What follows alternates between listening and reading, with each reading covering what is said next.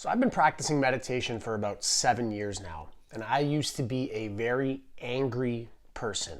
As a kid, I often was told I had anger issues. That was probably true.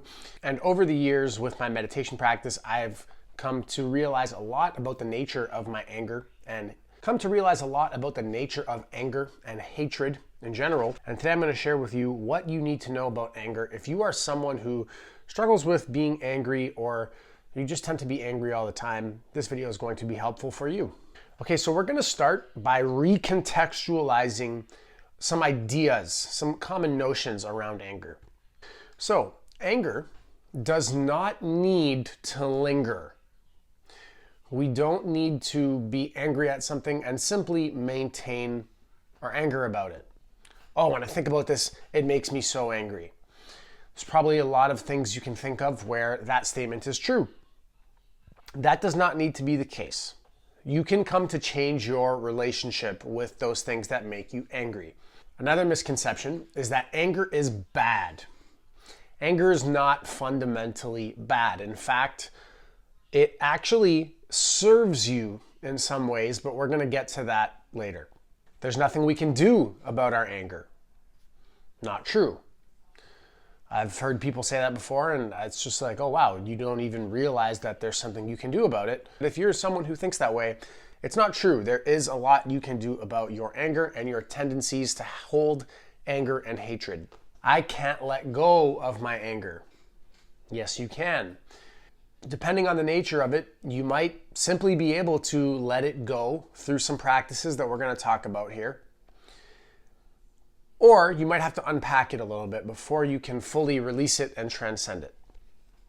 Okay, so those are some common misconceptions about anger. Now let's get into what you need to know.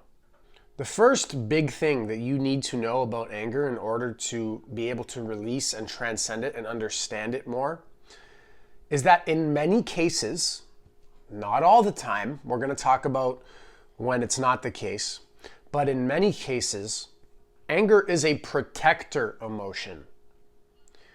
So what does that mean? Well, to illustrate my point here, I'm going to use the emotional guidance scale.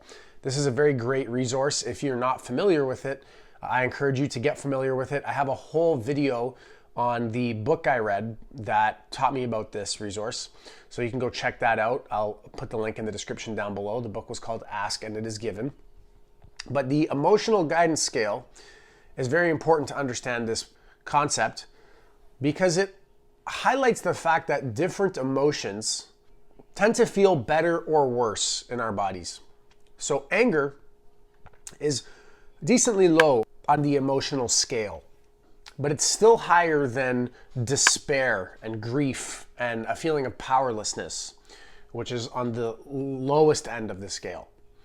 So oftentimes when we're angry about something, really our anger is sort of like a stop loss, if you're familiar with that term, or a blockade that keeps our emotion from getting even lower. That anger is protecting us from being really sad and feeling a sense of despair and powerlessness. You can think about some instances that made you very angry. Maybe it has something to do with relationships not working out or patterns repeating themselves. Those relationships could be romantic, but they could also be platonic. Maybe you've been fighting with a cousin or a brother, or maybe even a parent or a child of yours, and you have a wounded relationship with them and you haven't been on speaking terms for a long time. When you think of them, you're angry. But really what a lot of these situations where anger is experienced have in common is if you really, really look deep down into it, there is sadness at the core of that conflict that you're angry about. And the anger is protecting you from feeling it. Now, the reason that this whole protective mechanism is in place is because sadness and despair and powerlessness really, really hurt. We're really vulnerable when we feel those emotions, and we often suffer a lot in relation to them. We also suffer when we experience anger, but it's a spectrum, right? The suffering is often deeper when it's grief or despair or powerlessness. But the thing with this protective mechanism of anger is that sometimes we get caught up in it and we just stagnate there. And really what has to happen in order to fully process the event that made you angry is you need to be able to get past that anger and actually go deeper down into the sadness and feel it fully so that you can let it go. Because if you don't feel it fully, you're not going to be able to fully process what's happened. And if you can't fully process what happened, you're not going to accept the reality of it, and you're not going to be able to let it go. So when we're stuck on anger, we hold on to it, and the suffering persists. Now, I want to give you a warning that you're probably going to be hearing this, and maybe you'll think about the parts of your life that you're angry with and deny it. The same way that anger is a protective mechanism, the biggest protective mechanism of all is denial. So in order for this to fully be recognized, you have to be able to get past any denial that might be creeping in here. I want you to almost search for any potential sadness that might be behind that anger before you deny that it's there. And oftentimes the sadness will be there.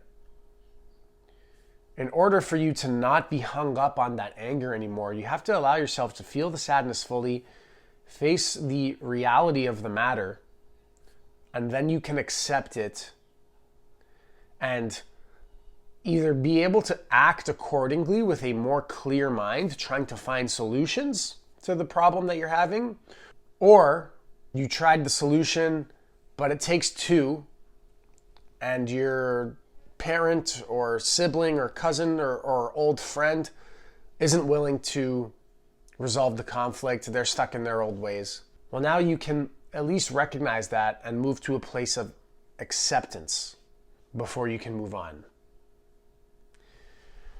All right, now I mentioned that anger is usually a protector emotion, but sometimes it's not. The thing about anger is, if you tend to be a pretty angry person, if you click this video, I'm sure you experience quite a bit of anger in your life. You probably think you feel more anger than your average person. I know as a kid that really seemed to be the case for me. It becomes almost habitual. So when something is confusing or inconvenient, anger is like a knee-jerk reaction. The neural pathways in our brain that are lined up with anger, the grooves, so to speak, are just so deep that that's kind of where the neurons tend to fall.